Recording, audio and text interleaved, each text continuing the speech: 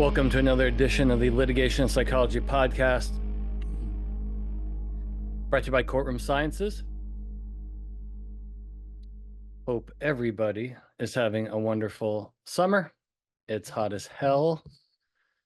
Gosh. But, I'm okay with that. Talk to me in February. I'll be in Florida. Many of you will be shoveling snow, de-icing your sidewalks.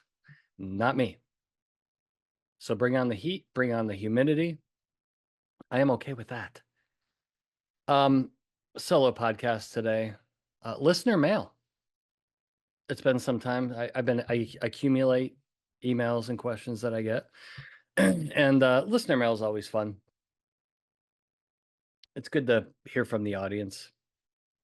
Things are going well. A lot of good feedback.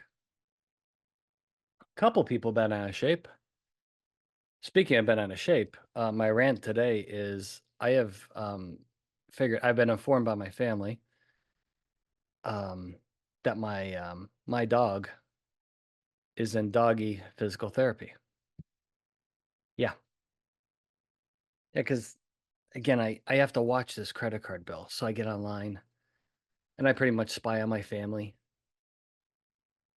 I got on the Amazon app, any delivery to the house, boom, get a notification. I see what they're doing behind my back, particularly when I'm on the road. And I'm looking at credit card bill and these vet charges. I'm like, now wait a second. Why am I getting a vet charge every week for a month?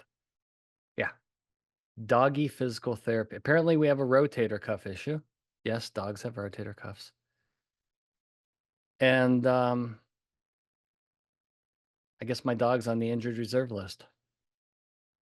Getting physical therapy. I'm not going to tell you what that costs because I don't want to lose my mind at the beginning of the podcast.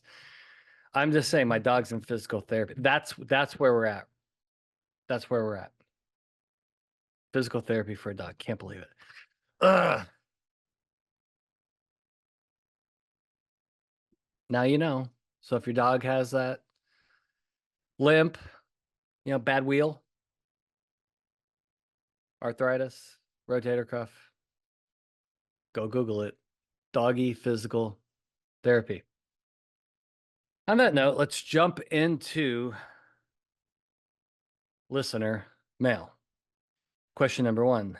Bill, what is the best timing for witness prep?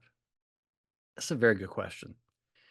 Here's what you don't want to do. You don't want to do witness prep right before testimony. So if we're talking about deposition or trial, doing anything last minute, cramming it all in, generally doesn't work. And if you find a problem, you don't have time to fix it. Whether it be dep or trial, I would say at least 30 days out to get this process started. If it's trial prep, I'd say even maybe 6 to 8 weeks out because of the amount of, the volume of things that the witness is going to have to review. They're going to have to review the deposition transcript. A lot of document review, typically, exhibits, things like that. You want to get this process started early. And a couple things you want to accomplish early on is number 1, buy-in. You got to get the witness to buy in. They have got to trust you. They have got to trust the process. And they're not going to want to do it. It's not a positive thing to prepare for testimony. And you want to get their buy-in. Number 2, you want to evaluate their emotional status. Are they scared shitless? Are they nervous Nelly? Are they angry? Do they just not give a shit? They're completely apathetic. You got to figure that out early. Figure out what you're dealing with because you're going to need a lot of work and time and effort from them going forward.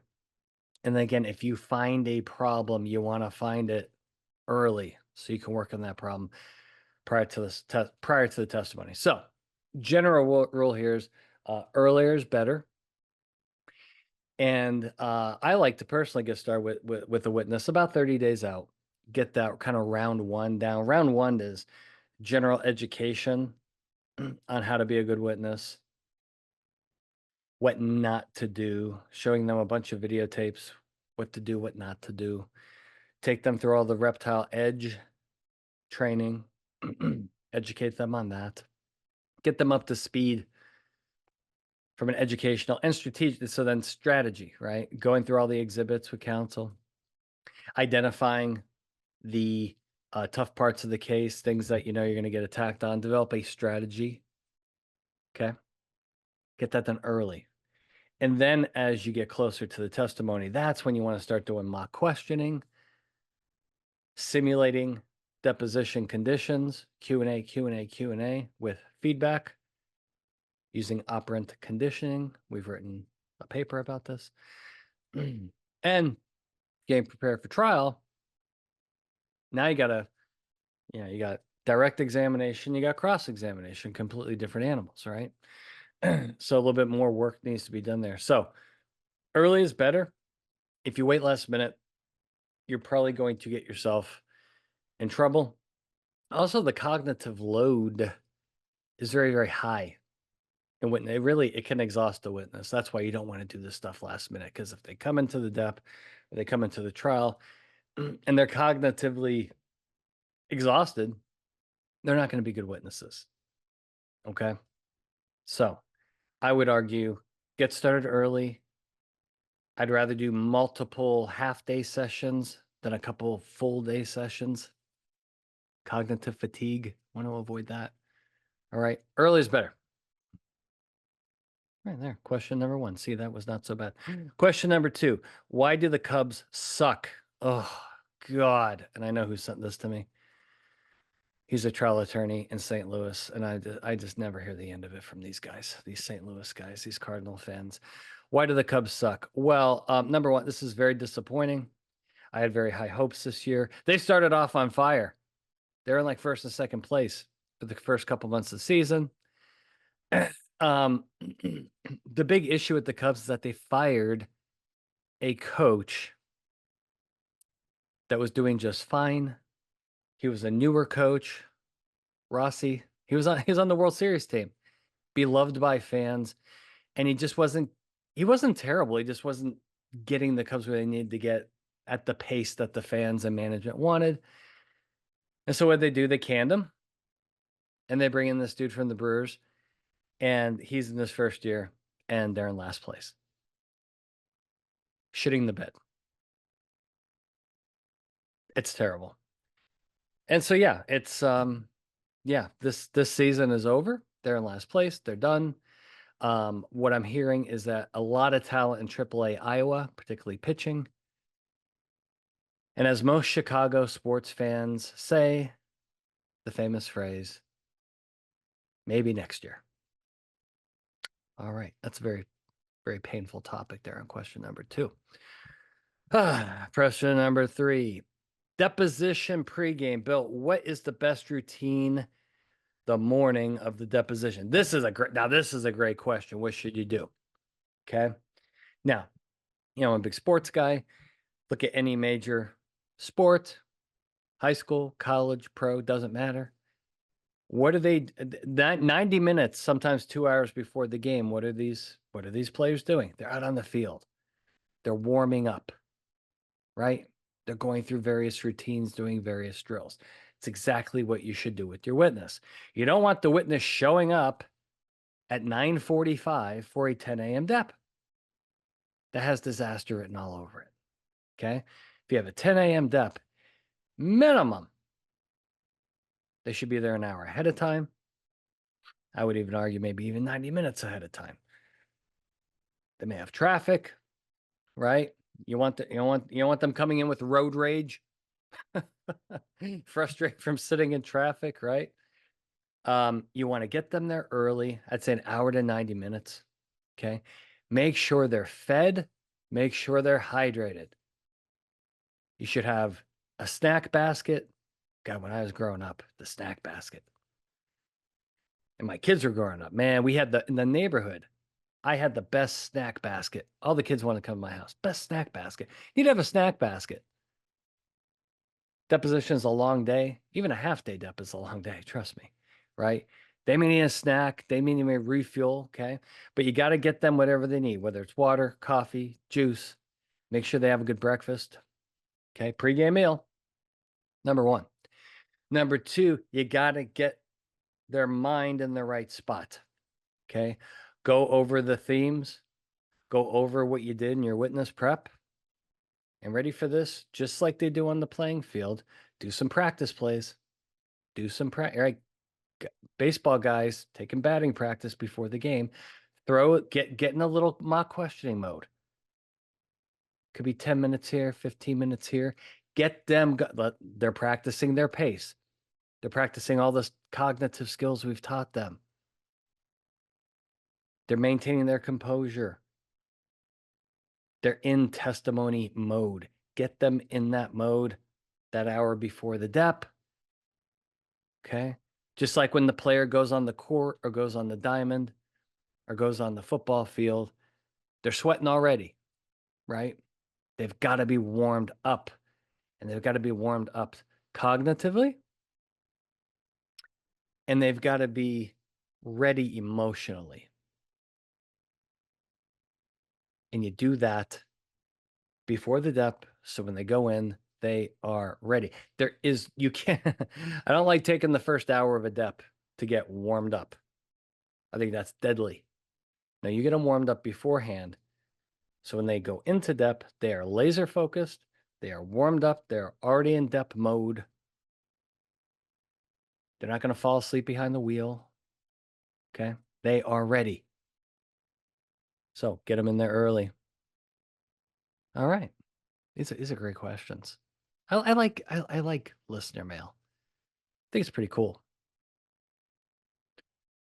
But sometimes the questions aren't so positive, like this one. Bill, you're doing a great job. I listen to the podcast. I read all your articles. However, you are very polarizing. Regardless, keep up the good work. Oh, yeah. You know, polarizing. Geesh. Maybe that's true. I don't know. I do what I do. I'm confident with what I do. I'm very direct. Um, and yeah, I'm pretty bold. Particularly I'm on stage giving a speech. I'm pretty bold on this podcast. Um, it's kind of a love-hate relationship. There's really no one in the middle. You either love me or you hate me, you know. Haters gonna hate. Haters gonna hate. But there's many out there that feel the opposite. So the ones that, you know, I align with and we get along, it's really fantastic. Now there's others that don't care for me. That's fine. There's other consultants out there. That's okay. I'm okay. When I was younger, God, did I get bent out of shape? Got bent out of shape. This one attorney just hated me. And I called him out and I'm like, what, like, why like, I'm here trying to help you on your case. Like, why the attitude? Like, you're so like, I'm getting dirty looks. Guy's rolling his eyes at me during witness training. I'm going, like, what the see, I almost did it again. Almost dropped the F-bomb. But you know, I was like, what is wrong with you? He looked right at me. He's like, it's your confidence. Bothers me. If it bothers you, jeez. Wow. Well, I know my clients want a consultant that's confident. Okay. If I go in there very middle of the road or mushy or milk toast, that ain't gonna work for the witness. It's not gonna work for the corporate client. It's not gonna work for most attorneys. So yeah, I gotta come in confident. I gotta come in, you know, having my shit together. And I guess some people don't like that or can't handle it. So yep, not changing, not changing, not changing one bit. And it's gonna stay love hate, and that's just the way it is. Okay. Next question. Where do we want to go with this? How do you deal with catastrophic injury and death cases every single week? and not go crazy? Yeah, that's a really good question too. Yeah, this is hard. See a lot of bad stuff week after week, day after day. Dash cam videos of terrible accidents, day in the life videos of people that have been catastrophically injured. It's tough. It's not easy. How do I deal with it? Has it gotten to me a couple times? Yeah, I can name 3 cases which I lost sleep over for months and months and months. Had nightmares. It's bad, bad, bad stuff. But that's the world that we live in. That's what I signed up for. How do I deal with that on a weekly basis? Well, number one, I exercise a lot. I think that's really important. It's a good way to manage emotions is to get into the gym, get your rage out in the gym, your anxiety, your sadness, whatever. Go to the gym, get it out physically. That really works for me. Number two, being very grateful for what I have. Knowing that on all these cases I'm working on, yeah, I don't have to go through that stuff personally, at least not yet. Being thankful for what I have. Empathy, being empathetic to the parties involved, both plaintiff and defense. Family time, make the most of the family time. Learn from this stuff, God, I mean, the devastation on these cases it's sad. Working a lot of sad cases, and boy, yeah, it can get to you. It can get to you. So you got to take care of yourself physically. You got to take care of yourself mentally as well, you know. So yeah, I put a lot of work into that because it's brutal. It's brutal. Week to week, this job is brutal. Love what I do. I think I have the best job in the world. I love it. But the level of just, death and destruction and devastation I see in all these industries, it's the trucking accidents, it's the medical malpractice, it's the construction injuries, it's, murders and rapes and premises liability cases. It's bad. It's bad. It's really, really bad. And the people that don't do this, they have other jobs and maybe they read about some of this stuff in the news. We got to deal with it every day. It's hard. So how do I do it? Stay strong, take care of myself, maximize my family and my social relationships. And if I am feeling down, to make sure to talk to somebody, We're all human, folks. We're all human. Okay, that's another good one. Oh, here's a really good question. Focus groups. How long should focus groups be? Now, this is okay. So one of the main kind of mistakes I see in jury research, particularly when one of my competitors has been hired, they do a focus group or a mock trial or whatever, and then for whatever reason, they've been fired, or the defense counsel's been fired. New defense counsel comes in, and then they hire me to kind of fix the mess. And so that I see what the competitor did before me. And often what I see is a concept I will call undertesting, meaning you're not, okay, so if you're preparing for trial, you're testing the case too superficially, right? So for example, most projects, kind of statistically, whether it be focus group or mock, a 1-day project is probably the most typical thing you see and is appropriate for many cases. However, if you have a case that has multiple plaintiffs, or you have a co-defendant or multiple co-defendants, 1 day's not going to cut it, folks. It's too much information. You should be playing deposition video clips within again, whether it's focus group or mock trial, within your project. And as the number, so if you have one plaintiff, one defendant, in most cases, a 1-day project will suffice because you have enough time. So my general rule is you need 2.5 to 3 hours per party to adequately test the case. So if you have two parties, plaintiff, defendant, that's going to take the day between the breaks, the lunch break. It's like a day of court, right? But then as you start mixing in co-defendants, now you need more time to sufficiently test the case. So client calls me and says, hey, we have one plaintiff and we have 3 defendants. I automatically tell them that's going to take 2 days. And it's going to double the cost. And then they go, oh, well, I called your competitor and they can do it in 1 day and it's going to be half of the cost. And I said, well, then go ahead and let me know how that works out for you. It's not going to be sufficient because you're just going to be, you're barely going to be scratching the surface on your assessment of the case. And you got to figure out, particularly if co-defendants are adverse to each other and you're really looking for some solid data on apportionment of fault, well, you need that time. You need that time.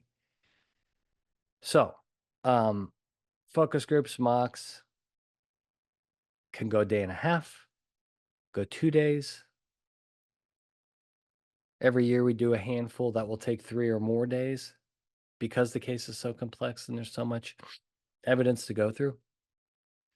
But I think you need to do your math here on the number of parties. Now, that being said, when is a superficial assessment okay? When is a superficial assessment okay? Early on in the case, in discovery, because you don't have as much stuff to test. You're going to test evidence, but hopefully there's been no depositions going on yet. I would argue you want to do your early case focus group before your deps to figure out how jurors feel about the basic facts of the case, the basic story, what happened. You usually have plenty of things to test. Okay. And that can take a half a day. That can take 3 to 4 hours where you're just going to have a town hall meeting like focus group. You're going to educate the mock jurors. Hey, here's what happened. What do you think? And kind of go issue by issue and gain a lot of really good feedback from jurors and let that guide your discovery. Let that guide your strategy. Let that guide your witness prep. Let that guide how you're going to work with your experts, knowing how jurors feel about the key case facts and evidence early. That doesn't need to take 2 days. Do that in half a day. And the whole purpose of that is to be superficial. Okay. The whole purpose of that is to be superficial. So when planning your focus groups, I think, yeah, again, if you're pre-trial, again, this could be mock or focus group, depending upon your preferred research methodology. 2.5 to 3 hours per party is what you're really going to need to take that deep dive and really, really learn about the case at the jury level. However, if you're early on in the case, in most cases, you generally do that in about 3 to 4 hours, half-day focus groups, and that will be sufficient for that particular time.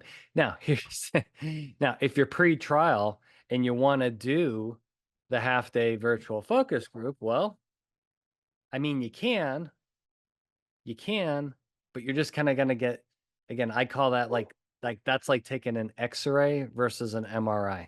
See, I think for pre-trial, particularly in millions of dollars on the line, you want the MRI assessment. The MRI is the most sophisticated medical assessment tool. Okay. Much, much better and more informative than an X-ray. I think early on in your case, you just need an X-ray. You don't need an MRI early on in the case. You don't. You need an X-ray.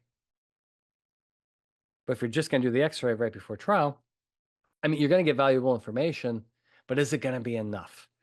Are you investing enough time into really testing the case? Are you? I'm not so sure. I'm not so sure. So do some math there.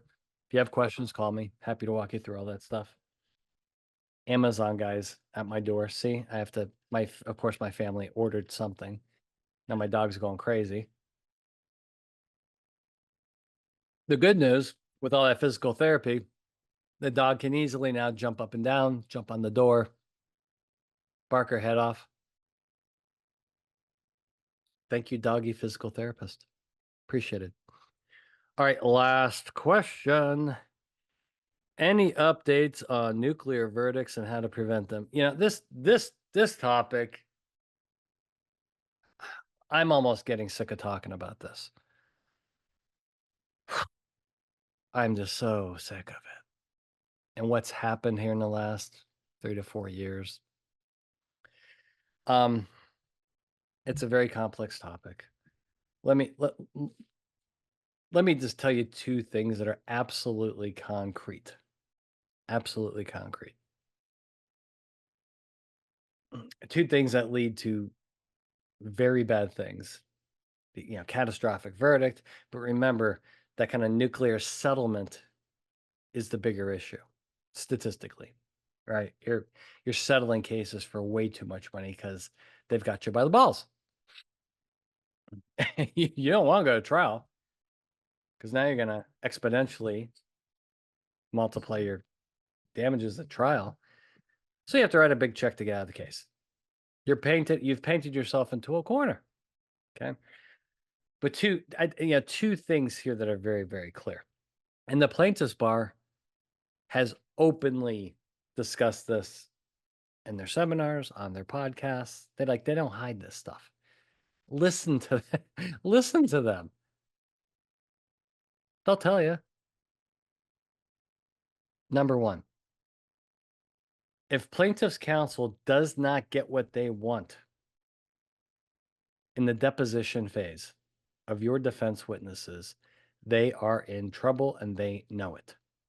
Hence, why they go so hard at deposition, because that sets the foundation for how the rest of this case is going to go. It establishes who has leverage. Defense witnesses go in, they get roughed up, they get beat up, bad testimony, particularly if it's on videotape, massive leverage shift in the case, right?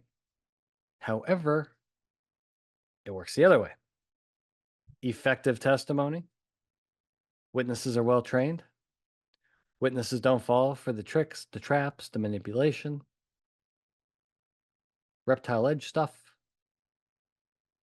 Now it's a different story from a leverage perspective and being able to resolve the case for a fair amount. Okay. Plaintiff bar has been very open with this. They need to win that deposition battle. And if they don't, life is going to be very difficult for them and they know it. Okay. So there's a lot of focus there. So your focus on the defense should be making sure that first domino never falls. That's why half of my job, half of what I do is preparing witnesses in a very advanced way to be effective witnesses at deposition, because it changes everything. It sucks the life out of a lot of these cases. Deps go bad. Everything from that point is going to go bad, and it's going to be very, very, very expensive going forward. Okay? This should come as no shock to you. That's area number one. Area number two.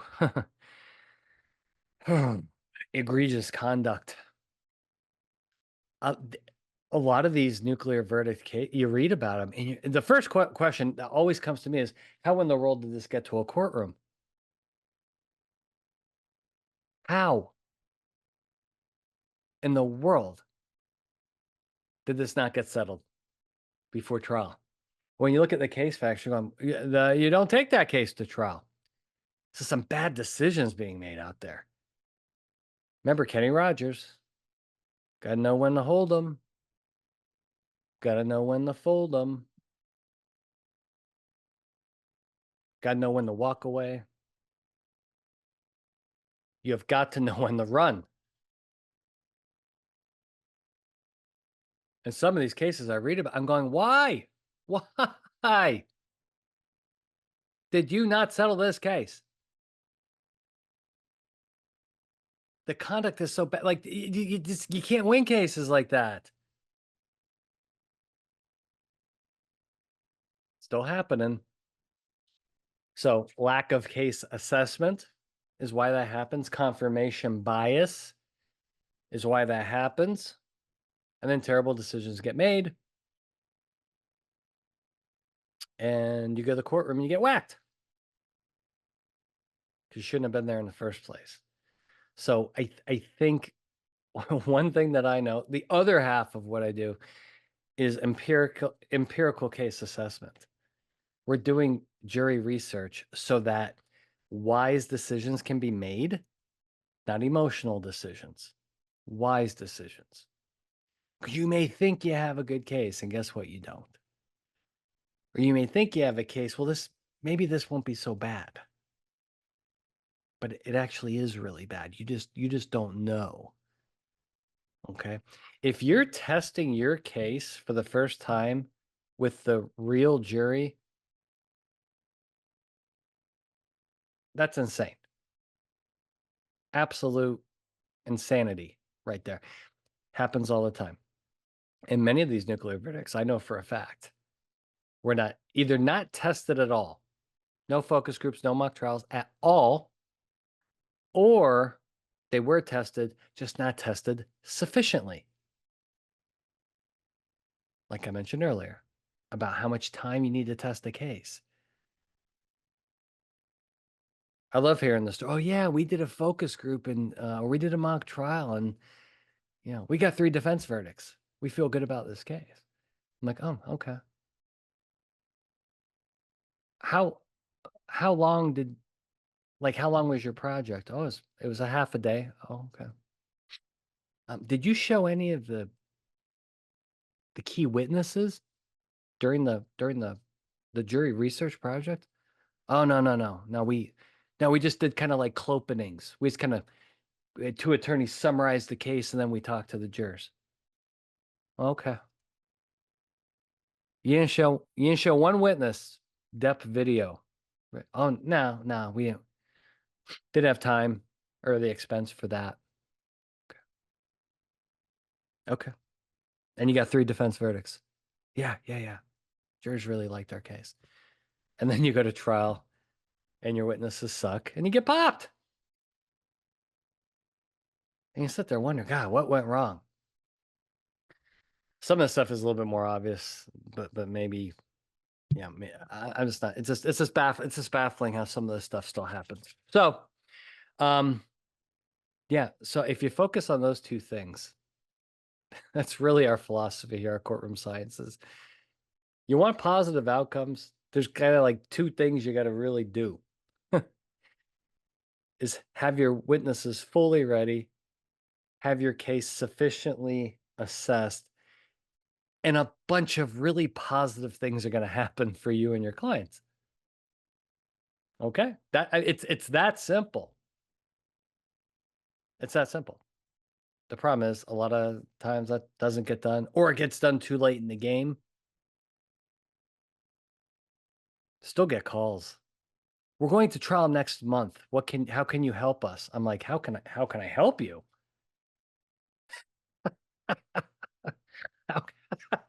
Will you come pick the jury? Wait, you want me to pick it? Okay, hold on. Let me get this straight. You just want me to show up and pick the jury. I've got no focus group data. I've got no mock trial data. I know nothing about your case at the jury level. Well, you're a jury consultant. Just help us pick the right jury. I'm like, oh, that's how you think it works? That's how you think it works? Yikes. Not good. Okay, well, that is enough for today.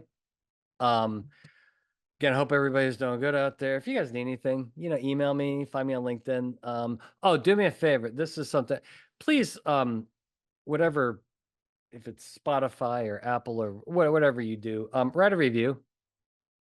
Please review our podcast and write a review. We don't have enough reviews. I go searching for reviews. I found some out there. There's not nearly enough. I think that would be important to us. And listen, if you love the podcast, write a review and tell us why. If you hate the podcast, write a review and tell us why. I had a guy write a review and saying, I don't like your rants. I just want the important information and that's it. And I replied to that person and I said, well, guess what? You're getting my rants because it's my podcast. It's part of what I do. And we'll get to the important stuff. But if I just jump on here and just talk about neuroscience for 30 minutes and it's going to be boring. It's going to be boring. It's got to be fun. It's got to be fun too. Okay. But write us a review on whatever platform that you listen on. That would be very, very helpful. And yeah, 2024 has been really, really busy so far. And I don't see that slowing down. I think it's going to stay busy. So make sure everybody out there take care of yourself. Take care of your physical health. Take care of your mental health. All right. Really, really important stuff. And we are, God, slowly approaching 250 episodes. Geez. It's good. That's good stuff. All right, everybody hang in there. This has been another edition of Litigation Psychology Podcast brought to you by Courtroom Sciences. We'll see you next time.